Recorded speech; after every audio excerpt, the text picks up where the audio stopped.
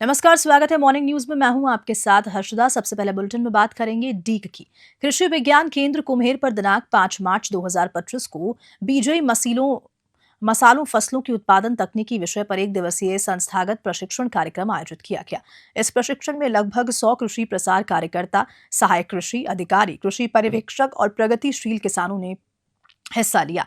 कृषि विज्ञान केंद्र कुम्हेर के वरिष्ठ वैज्ञानिक एवं अध्यक्ष डॉक्टर नवाब सिंह ने बताया कि बीजीय मसाला फसलें किसानों को आर्थिक रूप से अधिक आमदनी प्रदान करती है। स्थानीय मांग के साथ विदेशों में भी भारतीय मसालों की मांग ज्यादा है। इस प्रशिक्षण का आयोजन एकीकृत बागवानी विकास मिशन के तहत किया गया। डॉक्टर सिंह ने प्रतिभागियों को बीजीय मसालों के महत्व, क्षेत्र एवं खेती के लिए उपयुक्त मिट्टी, पानी की जानकारी प्रदान की। डीक से पंकज शर्मा की रिपोर्ट। बढ़ते अपराधों को लेकर एडीजीपी हवा सिंह घुमरिया सवाई माधोपुर के दौरे पर रहे। इस दौरान उन्होंने पुलिस लाइन में संपर्क सभा ली। इसके बाद जिले के पुलिस अधिकारियों के साथ कलेक्ट्रेट सभागार में क्राइम बैठक लेकर जिले में बढ़ रहे अपराधों को लेकर सभी पुलिस अधिकारियों से फीडबैक लिया। साथ ही अपराधों की रोकथाम को लेकर किस तरीके से अपराधियों पर शिकंजा कसा जाए, उस बारे में भी अधिकारियों को जानकारी दी। एडीजीपी घुमरिया ने मीडिया से क्या कुछ कहा, देखिए इस रिपोर्ट में। होता है उसमें क्या हमने किया, क्या और कर सकते थे, कौन सी अच्छी चीज़ें हुई, कौन से में हम थोड़े कम रहे, उसका एक प्रॉपर मूल्यांकन करते हैं। तो वही मूल्यांकन हम कर रहे हैं सुबह से। अगर मैं आंकड़ों की बात करूं तो पूरे स्टेट में ही कम हुए हैं और सवाई माधोपुर में भी कम हुए हैं। बट हर जिले का, हर जो एरिया है उसके क्राइम का नेचर भी अलग अलग है जी। आप मारवाड़ में जाओगे वहाँ थोड़ा अलग ढंग का होगा, आप भरतपुर डिवीज़न में आओगे तो थोड़ा अलग होगा, शेखावाटी की तरफ जाओगे तो अलग होगा। बट हमारी जो पुलिस है वो हर तरीके के अपराध को हैंडल करने के लिए सक्षम है। तो जो मैं देख पा रहा हूँ अभी मेरे हिसाब से अच्छा काम है जी। यहाँ किस तरह का क्राइम आपको लगा कि ज़्यादा है? हाँ, देखिए ज़्यादा जैसा तो मुझे कोई फिगर ही नहीं दिखा। हाँ, मुझे अगर ज़्यादा कुछ दिखा तो वो था कि झूठे मुकदमे काफ़ी दर्ज होते हैं। अच्छा, वो हर हेड में दर्ज थे, अलग अलग तरीके से दर्ज थे। तो मेरे हिसाब से मैं लोगों से अपील करूंगा कि झूठा केस कम से कम नहीं दर्ज कराएं। उससे क्या होता है कि, और मैंने इनको डायरेक्शन भी दिए हैं, झूठा केस दर्ज कराने वालों के खिलाफ कार्रवाई करने का, क्योंकि हम रिवर्स कार्रवाई भी होती है उसमें। उसे पुलिस के पास लिमिटेड रिसोर्सेज होते हैं, लिमिटेड टाइम होता है। हमें पता नहीं होता है कि झूठा क्या सच क्या जब तक इन्वेस्टिगेशन पूरा नहीं हो जाए। तो वहाँ तक पहुँचने के लिए, उस निर्णय तक पहुँचने के लिए काफ़ी संसाधन पुलिस के लगते हैं, टाइम भी लगता है, और अंत में लगता है कि नहीं तो झूठी बात थी पूरी। तो मैंने डायरेक्शन ये दिए कि अगर कोई झूठे केस दर्ज कराने की प्रवृत्ति जिसमें ज़्यादा है उसके अगेंस्ट कार्रवाई करें। कितने प्रतिशत मुकदमे आते हैं सर झूठे? मतलब अलग अलग हेड में है, कुछ हेड में 50% तक है, कुछ हेड में थोड़े कम है, लेकिन है प्रवृत्ति है काफ़ी। एक साथ साइबर अपराधों की जैसे बात करें तो साइबर अपराधों के खिलाफ जैसे राजस्थान पुलिस अच्छा अभियान चला रही है, लेकिन जहाँ कहीं देखा जाता है संसाधनों की बहुत कमी है। लेकिन अभी जैसे आपने बजट देखा होगा, 3 दिन पहले पुलिस बजट आया है, तो हमें साइबर से डील करने के लिए इस बार काफ़ी संसाधन सरकार की तरफ से दिए जा रहे हैं। और देखिए, ये आपके और हमारे लिए, सबके लिए नई चुनौती है, और नई चुनौतियां जब आती हैं तो उनको प्रॉपर ढंग से हैंडल करने के लिए थोड़ा वक्त लग जाया करता है। तो धीरे धीरे संसाधन भी मिल रहे हैं, ट्रेनिंग भी मिल रही है, तो आने वाले दिनों में मुझे लगता है कि इसमें भी हम लोग अच्छा काम और कर पाएंगे। सर, कई सारे जो आम लोग हैं उसमें क्या होता है कि साइबर, इसमें जैसे किसी के पास गलत ट्रांजेक्शन हुआ अनऑफिशियल, ठीक है, गलत ट्रांजेक्शन हुआ तो उसका मामला कहीं दूसरे अदर स्टेट का है, तो क्या इनमें कम्युनिकेशन नहीं हो पाता? क्या रहता है कि पुलिस उस मामले में, मतलब उस जो परिवादी है, ऐसा नहीं है, उसको राहत ही प्रदान नहीं कर पाती। कम्युनिकेशन होता है, एसपी लेवल पे डायरेक्ट भी होता है, नहीं तो क्राइम ब्रांच के लेवल पे होता है। अच्छा, साइबर में तो अलग से डीजी भी बैठे हैं भाई अभी, तो सब कुछ होता है। प्रॉब्लम सिर्फ इतनी हो रही कि अभी ये अंधाधुंध एक बाढ़ जैसी आ गई इन अपराधों की, और उसके लिए सिस्टम उतना तैयार नहीं था। धीरे धीरे तैयार हो रहा है, बट एकदम से उतना तैयार नहीं था कि सब चीज़ों को डील कर पाए। तो आम आदमी को क्या लगता है कि भाई मेरे को तो रिलीफ मिला नहीं, और चूंकि ये साइबर का मतलब कहाँ से किया बैठ के, कहाँ से पैसा निकल गया, उसको लिंक करने में वक्त लगता है। एक मामला तो हमारे ऑफिस का था, एक व्यक्ति थे जिनका खाता सीज हो गया। डीजी ऑफिस में आप मिलिए किसी से भी, जो भी पीड़ित है, वहाँ जाके आपको ये क्लियर करना पड़ेगा कि मेरा जो अकाउंट फ्रीज हुआ है, या तो ट्रांजेक्शन किसी गलत आदमी ने किया उनको। बीकानेर जिले के महाजन कस्बे में पकड़े गए रेलवे कार्मिक भवानी सिंह, जिस पर पाकिस्तानी खुफिया एजेंसी को गुप्त सूचनाएं भेजने का आरोप है, उसे तस्दीक के लिए आज आईबी टीम महाजन लेकर आई। राजस्थान इंटेलिजेंस के निरीक्षक विनोद मीना टीम सहित महाजन पहुंचे। भवानी सिंह महाजन रेलवे स्टेशन में कार्यरत था। आरोपी के क्वार्टर की भी तलाशी ली गई और साथ ही उसके साथियों व स्टेशन अधीक्षक से भी पूछताछ की जा रही है। वह अप्रैल 2024 से पाकिस्तान को गुप्त सूचनाएं भेज रहा था। आईबी ने महाजन स्टेशन से सारा रिकॉर्ड ले लिया। बता दें कि आरोपी भवानी पाकिस्तानी जासूस नीमी द्वारा हनी ट्रैप का शिकार बना है। सेना से जुड़ी गोपनीय जानकारी, रेलवे स्टेशन पर आर्मी के मूवमेंट के फोटो, वीडियो और अन्य डेटा देने के बदले आरोपी भवानी सिंह को रुपए दिया करता था। पिछले 10 महीने से वह महिला जासूस को सूचनाएं दे रहा था। फिलहाल आईबी की टीम पूरी तरह से जांच पड़ताल में जुट गई है। अभी इस मामले के अंदर और चौंकाने वाले खुलासे होने की संभावना है। बता दें कि स्थानीय जनप्रतिनिधि, ग्राम सेवक, पटवारी, चिल्ड्रन एस के सरपंचों की उदासीनता के कारण लोग भटक रहे हैं। नागरिकों को जागरूक करने की कई बार मुहिम चलानी चाहिए इन क्षेत्रों में, ताकि कोई भी लोग भटके नहीं। न्यूज़ 21 के लिए बीकानेर से लोकेश भौरा की स्पेशल रिपोर्ट। डीग जिले के पुलिस थाना हाजा पर एडिशनल एसपी अखिलेश शर्मा व एसएचओ विजय सिंह के नेतृत्व में सीएलजी मीटिंग रखी गई, जिसमें त्योहार को लेकर एक बड़ी सावधानी से त्योहार मनाया जाए, उसमें गणमान्य व्यक्तियों ने राय ली। बैठक में होली के त्योहार पर शराब पीकर उत्पात मचाने वालों पर कड़ी कार्रवाई के निर्देश दिए, तो वहीं सदस्यों ने अवैध शराब बेचने वालों के पॉइंट्स भी चिन्हित किए। एकलेरा से एक महिला सुरक्षा सखी ने बताया कि हम किसी चीज की शिकायत करते हैं, बाद में पुलिस भी आ जाती है, लेकिन गाली गलौज होने पर कोई भी कार्रवाई नहीं होती। फिर हम किस चीज की शिकायत करें और क्यों करें, काहे को महिला सुरक्षा रखी रहे। हमारी कोई सुनवाई नहीं होती, बाद में ग्रामीणों द्वारा हमको धमकाया जाता है। इस बात पर भी काफी देर चर्चा की, लेकिन कोई ठोस कदम नहीं उठाया गया। डीग से पंकज शर्मा की रिपोर्ट। जालौर में एक शराब की दुकान के बाहर साफ सफाई कर रहे एक सेल्समैन को पिकअप चालक ने टक्कर मार दी, जिसमें वे गंभीर रूप से घायल हो गया। वहीं कार चालक मौके से फरार हो गया। भादराडून थानाधिकारी कमल किशोर ने बताया कि जालौर के वारनी निवासी नवल सिंह पुत्र सरदार सिंह राजपूत ने थाने में रिपोर्ट दी कि अज्ञात पिकअप ने ठेके के बाहर खड़ी बाइक के साथ सेल्समैन को भी टक्कर मार दी। इस दौरान सेल्समैन चंद्रपाल सिंह गंभीर घायल हो गया, जिसे अस्पताल पहुंचाया गया, जहां पैर में फ्रैक्चर होने पर उसे डॉक्टर्स ने जोधपुर रेफर किया। घटना के बाद दोनों आरोपी मौके से फरार हो गए। वहीं सूचना पर पहुंची पुलिस ने वाहन को जब्त कर आरोपियों की तलाश शुरू कर दी। नवल सिंह ने कहा कि दोनों आरोपी शराब और अवैध मादक पदार्थ के तस्कर हैं। पहले भी कई बार विवाद कर चुके हैं, लेकिन इस बार जान से मारने की नीयत से हमला किया था। जालौर से शंकर की रिपोर्ट। गंगधार उपखंड क्षेत्र के सोनारी गांव में चाचुरी नदी के समीप शिवाचायक भूमि में अवैध खनन करते हुए राजस्व टीम ने एक जेसीबी को जब्त कर पुलिस के सुपुर्द किया। तहसीलदार जतिन दिनकर ने बताया कि किसी से सूचना मिली कि सोनारी के समीप चाचुरी नदी के समीप शिवाचायक भूमि में बड़ी मात्रा में अवैध खनन किया जा रहा है। सूचना पर टीम के साथ मौके पर पहुंचे। वहां शिवायक चक भूमि में करीब 10 से 12 बीघा जमीन में अवैध खनन किया जा रहा था।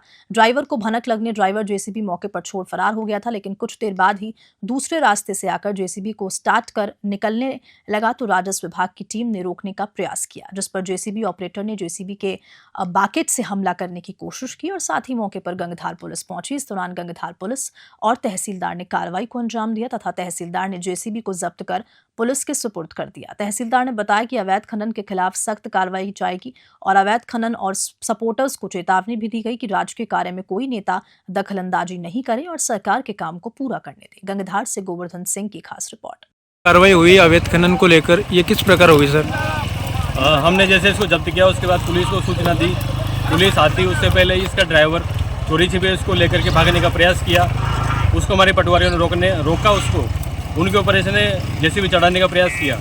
उसके पश्चात इसके जो भी व्यक्ति थे, जो भी इसके मालिक होंगे, जो भी थे, वो हमसे किसी यहाँ के जो प्रतिष्ठित व्यक्ति से फ़ोन पे बात करवाते कि साहब इसको छोड़ दो।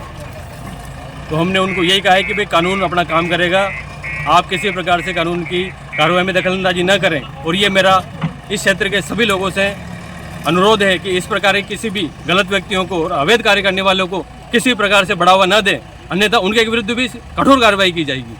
जय हिंद। डीडवाना जिला मुख्यालय के रीको एरिया में एक भीषण घटना घटित हुई, जहां एक लोक परिवहन की बस तो जयपुर से डीडवाना की ओर जा रही थी और इसी दौरान एक बाइक सवार रीको एरिया की तरफ से जा रहा था। इसी दौरान रीको एरिया में बस और बाइक की जबरदस्त भिड़ंत हो गई। बस में 30 सवारी सवार बताई जा रही है। भिड़ंत में बाइक सवार की घटनास्थल पर ही मृत्यु हो गई, तो वहीं बस में भीषण आग लग गई। आग लगते ही बस में सवार सभी सवारियां सुरक्षित नीचे उतर गई।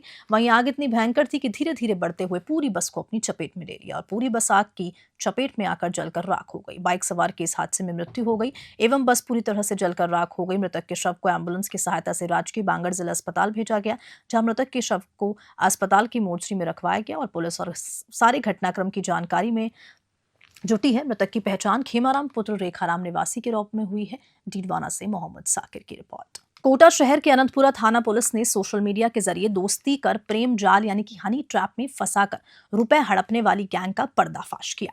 आरोपियों ने अलीना नाम की युवती के साथ मिलकर 25 फरवरी को एक व्यापारी से 1 लाख रुपए हड़पे थे और अनंतपुरा थाना सीआई भूपेंद्र सिंह ने बताया कि 3 मार्च को चित्रगुप्त कॉलोनी दादाबाड़ी निवासी प्रशांत विजय ने थाने में शिकायत दी थी, जिसमें बताया गया कि सिंघानिया नाम की सोशल मीडिया आईडी से 5 दिन तक बात की। उसने 25 फरवरी को मिलने के बहाने कणेश्वर महादेव मंदिर इलाके में मिलने बुलाया। मंदिर के रास्ते में 4 युवकों ने मेरी ही कार में मुझे किडनैप करके 2-3 घंटे तक डराया धमकाया। फोन पे से 2 बार में 1 लाख रुपए ऑनलाइन ट्रांसफर करवा लिए। इसके बाद शिकायत कर पुलिस ने मामला दर्ज कर जांच शुरू कर दी। अलीना ने मोनिका सिंघानिया नाम से सोशल मीडिया अकाउंट बना रखा है। वारदात के बाद भी अलीना व सागर अग्रवाल फरार हैं। दोनों की तलाश की जा रही है। अलीना के खिलाफ पहले भी मामले दर्ज हैं। कोटा से कामिंदु जोशी की रिपोर्ट। किशनगढ़ के कृष्णापुरी में फाग उत्सव मनाया गया और साथ साथ कृष्णपुरी खाटू श्याम बाबा की भजन संध्या में बाबा की भव्य झांकी सजाई गई। तो भजन संध्या में भजनों में जमकर थिरके सैकड़ों श्याम भक्त। खाटू श्याम बाबा की भजन संध्या में भजन गायकार उमेश शर्मा,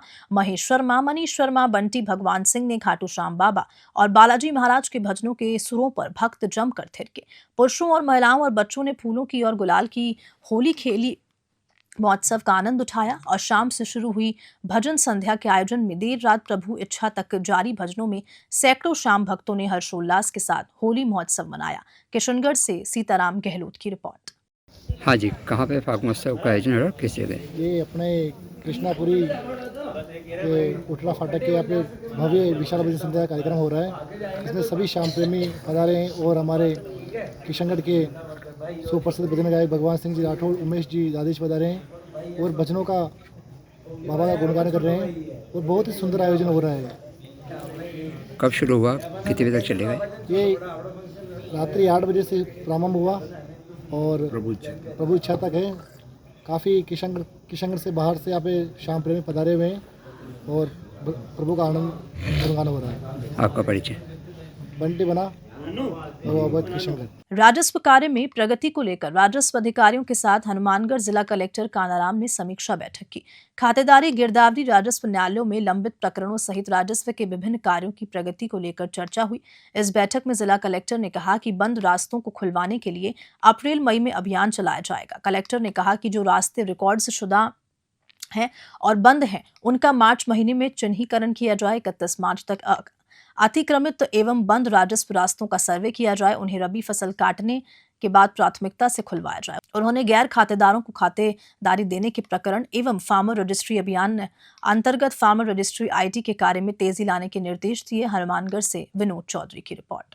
हनुमानगढ़ जिले में 8 से 10 मार्च तक आयोजित होने वाले कृषि महोत्सव 2025 उन्नत कृषि तकनीकी मेले को लेकर जिला कलेक्टर कानाराम ने मेला स्थल एसकेडी विश्वविद्यालय का निरीक्षण किया। जिला कलेक्टर ने अधिकारियों को समय पर तैयारियां सुनिश्चित करने के निर्देश दिए। गौरतलब है कि मेले में 250 से ज्यादा स्टार्टअप लाइव डेमोन्स्ट्रेशन की स्टॉल्स लगेगी। समृद्ध किसान विकसित राजस्थान की थीम पर मेले का आयोजन किया जा रहा है। मेले का आयोजन हनुमानगढ़ जंक्शन में सूरतगढ़ रोड पर स्थित श्री कुशालदास विश्वविद्यालय में किया जाएगा। मेले में 8 मार्च को उद्घाटन के अवसर पर पंजाबी सूफी कलाकार कंवर ग्रेवाल प्रस्तुति देंगे। वहीं 9 मार्च को हास्य कलाकार ख्याली सहारण और प्लेबैक कलाकार सुश्री श्रेया पालीवाल, म्यूजिकल बैंड, राजस्थानी, हरियाणवी एवं पंजाबी कलाकारों द्वारा प्रस्तुतियां, चंग धमाल पार्टी की प्रस्तुतियां रहेंगी। 10 मार्च को समापन समारोह होगा, जिसमें कृषकों, पशुपालक, स्टॉल आयोजक और राज सखी के खरीदारों को सम्मानित किया जाएगा। हनुमानगढ़ से विनोद चौधरी की रिपोर्ट। सिरसा में बीके प्रदेशाध्यक्ष लखविंदर सिंह औलख ने बताया कि एमएसपी खरीद गारंटी कानून सहित किसानों की हक की मांगों को लेकर 13 फरवरी 2024 से किसान आंदोलन 2 शंभू, खनौरी व रतनपुर बॉर्डर्स पर धरना जारी है।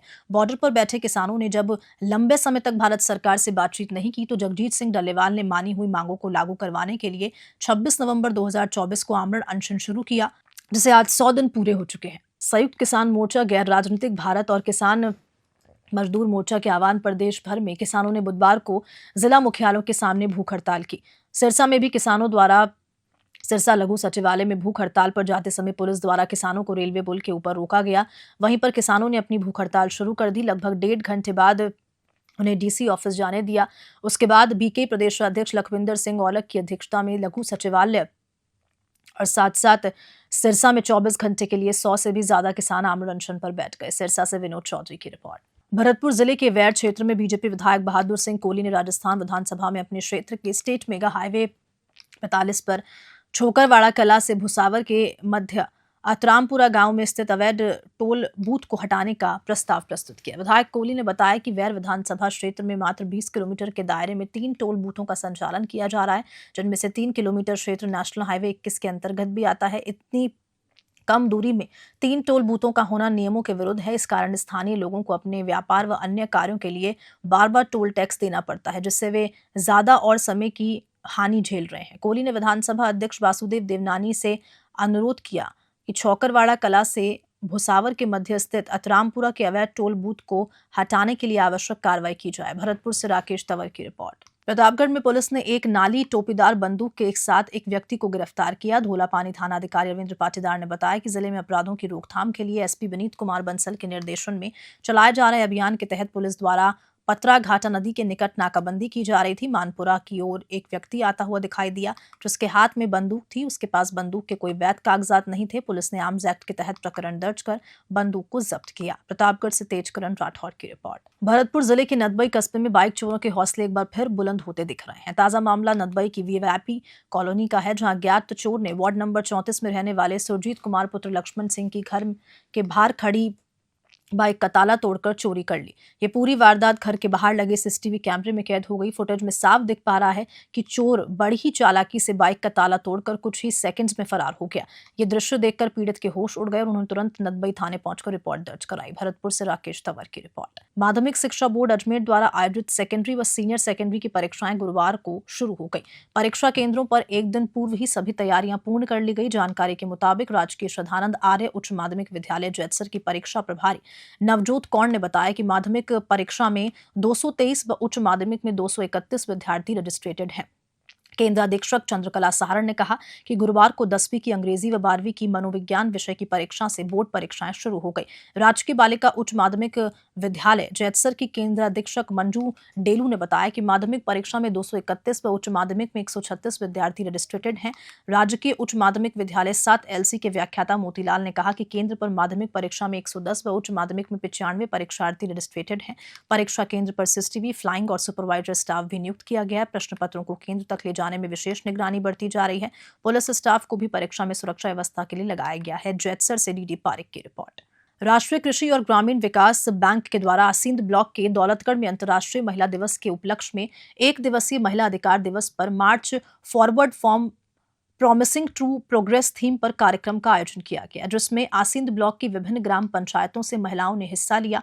कार्यक्रम की अध्यक्षता जिला विकास प्रबंधक नाबार्ड वसुंधरा मैडम ने की। वर्तमान में महिलाओं के अधिकार और उनके साथ किए जा रहे भेदभाव के विरोध में संवैधानिक अधिकारों की जानकारी प्रदान की और महिलाओं में शिक्षा और जागृति से संगठित होकर अपने अधिकारों के लिए आवाज बुलंद करने के लिए प्रोत्साहित किया। एवं नाबार्ड के माध्यम से 150 से ज्यादा महिलाओं को महिला दिवस पर प्रोत्साहन के लिए उपहार प्रदान किए गए। कार्यक्रम में मुख्य अतिथि के रूप में सीता देवी एवं दशरथ कंवर और गणी देवी राजीविका क्लस्टर के पदाधिकारियों ने महिलाओं को राजीविका से जुड़े करके संगठन बनाकर एक रहने और आजीविका बढ़ाने की जानकारी दी। कार्यक्रम ब्लॉक परियोजना प्रबंधक प्रदीप सैनी और परियोजना सहायक MIS अरविंद मेघवंशी मंजू कंवर सहित लगभग 200 महिलाओं ने हिस्सा लिया। आसीन से परमवीर सिंह की रिपोर्ट। भीलवाड़ा जिला पुलिस अधीक्षक धर्मेंद्र सिंह यादव द्वारा जिले में अवैध हथियारों के खिलाफ कार्रवाई एवं आपराधिक गतिविधियों पर कार्रवाई के निर्देशित किया गया, जिस पर अतिरिक्त पुलिस अधीक्षक रोशन पटेल के निर्देशन में एवं पुलिस उपाधीक्षक ओम प्रकाश सोलंकी सुपरविजन में पुलिस निरीक्षक पूरणमल मीणा ने टीम गठित कर एक अवैध पिस्टल और एक बंदूक टोपीदार 2 नाल बरामद कर एक आरोपी को गिरफ्तार किया।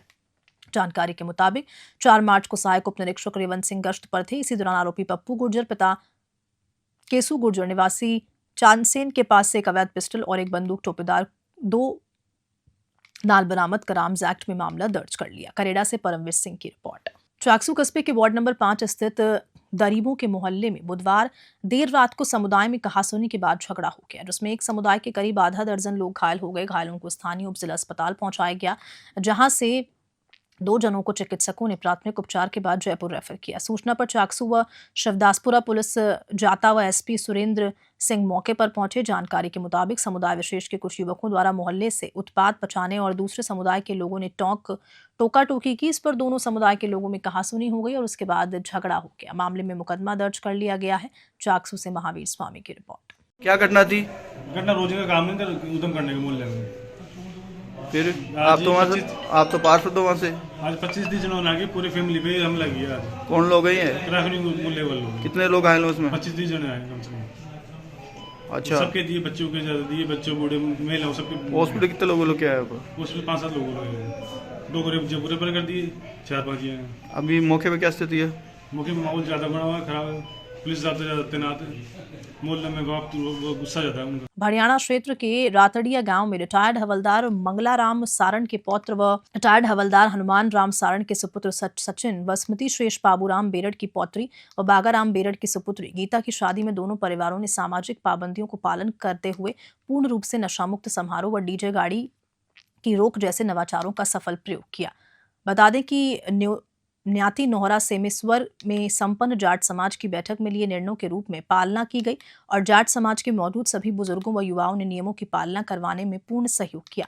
समाज हित में ऐसी पहल करने पर दोनों परिवार जनों की जाट समाज के अध्यक्ष एवं मैनेजर लोगों ने धन्यवाद ज्ञापित किया। भड़ियाणा से दिनेश पालीवाल की रिपोर्ट। श्याम बाबा की कृपा से होली के रंग बाबा श्याम के संग शहर के खत्रीपुरा में बड़े ही धूमधाम से मनाया गया और संकीर्तन का आयोजन किया गया। श्याम मित्र मंडल के सानिध्य में श्याम शिव हनुमान प्राचीन मंदिर सेवा समिति परिवार के तत्वावधान में संकीर्तन बड़ी धूमधाम से मनाया। इस श्याम संकीर्तन में नागौर के ख्याति प्राप्त भजन प्रभावक राजेश भाई गौड़, हरिओम आसोपा राकेश गौड़ व दीपक शर्मा के मधुर भजनों के साथ सभी श्याम प्रेमियों के सानिध्य में बाबा को रिझाया गया।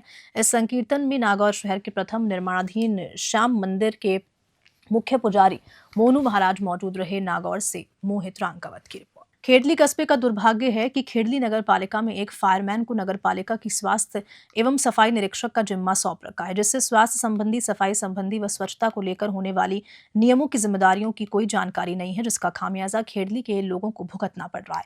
सरेआम लोगों के जीवन में और स्वास्थ्य से खिलवाड़ किया जा रहा है, क्योंकि स्वास्थ्य एवं सफाई निरीक्षक की जिम्मेदारी होती है कि खेड़ली कस्बे की स्वास्थ्य संबंधी, सफाई संबंधी व्यवस्था की पूरी देखरेख करें। जहां पर एक और कचरे के ढेर पर जहां संक्रमित बीमारियों के मरीजों का कचरा, घरेलू कचरा तथा मृत जानवरों को डाला जाता है। इस कचरे के ढेर पर सरेआम खाद्य सामग्रियां बेची जाती हैं, लेकिन नगर पालिका के एक फायरमैन को जो सफाई निरीक्षक की जिम्मेदारी दी गई है, उसे नियम कायदों की जानकारी नहीं होने के कारण लोग बीमारियों की आगोश में आ जाते हैं। और इस मामले में नगर पालिका के साथ साथ खाद्य सामग्री बेचने वाले, खाने वाले भी उतरने ही दोषी हैं, जिन्होंने अपने स्वस्थ और स्वास्थ्य जीवन और कोई मोह नहीं है, क्योंकि संक्रमित कचरे के ढेर पर खाद्य सामग्री बेचना और खाना स्वास्थ्य के लिए कितनी बड़ी गंभीर स्थिति पैदा कर सकता है। खेड़ली से अखिलेश शर्मा की रिपोर्ट।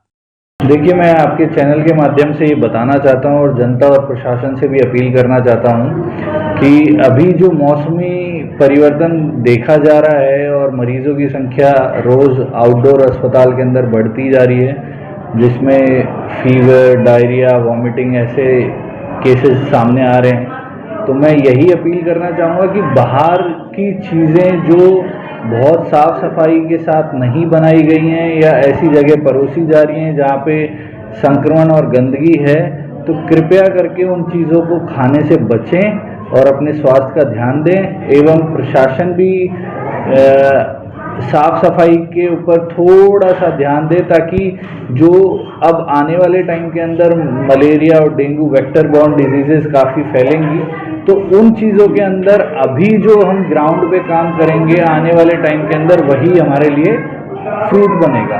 तो जितना अभी हम ग्राउंड पे स्ट्रॉन्ग काम करेंगे, लार्विसाइडल काम करेंगे, एंटी लार्वल जो एक्टिविटीज़ हैं वो ज़्यादा करेंगे, तो आने वाले टाइम के अंदर हमें डेंगू मलेरिया के केसेस कम देखने को मिलेंगे, डायरिया के केसेस कम देखने को मिलेंगे।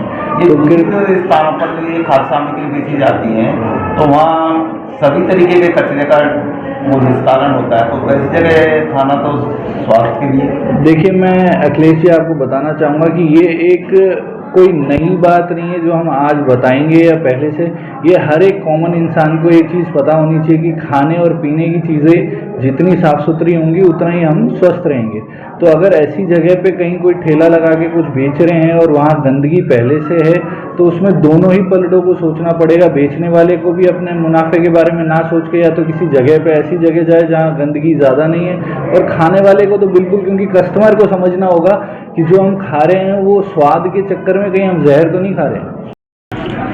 ये खेली मंडी में ये समस्या आ रही है, लोगों कचौड़ी जो बेच रहे हैं गंदगी ढेरों पर, से लोगों को स्वास्थ्य विभाग द्वारा मैं अपील करता हूँ उसकी सैंपल लिया जाए। और मैं इन लोगों से भी ये अपील करता हूँ गंदगी की ढेर पर कचौड़ी बचे, जिससे लोगों को स्वास्थ्य में परेशानी आए। मौसमी बीमारियाँ चल रही हैं और भजनलाल जी का एक वो है कि सफाई व्यवस्था पर ध्यान दिया जाए जिससे लोगों को कोई परेशानी नहीं आए। और ये कचौड़ी वाले आज जो मैंने वीडियो देखी है, वीडियो जो वायरल हो रही है, मैं कचौड़ी वालों से नगर पालिका प्रशासन से भी कहूँगा कि रसीद काट कर इसको जमानत किया जाए जिससे आगे ये कार्रवाई कर सकें हम। सफाई को लेकर आपका जो अभियान है निरंतर जारी रहे। सफाई का अभियान निरंतर जारी रहेगा। मैं अभी अपील करता हूँ लोगों को, जहाँ सफाई व्यवस्था खराब हो रही है तो हमें सूचित करें जिससे हम सफाई व्यवस्था सही करा सकें, और आप लोग हमें भी सहयोग करें जिससे सफाई व्यवस्था सही हो सके। आपका शुभ नाम? संजय गिजड़िया, नगर पालिका चेयरमैन खेड़ी। खबर के साथ बुलेटिन में इतना ही। नमस्कार।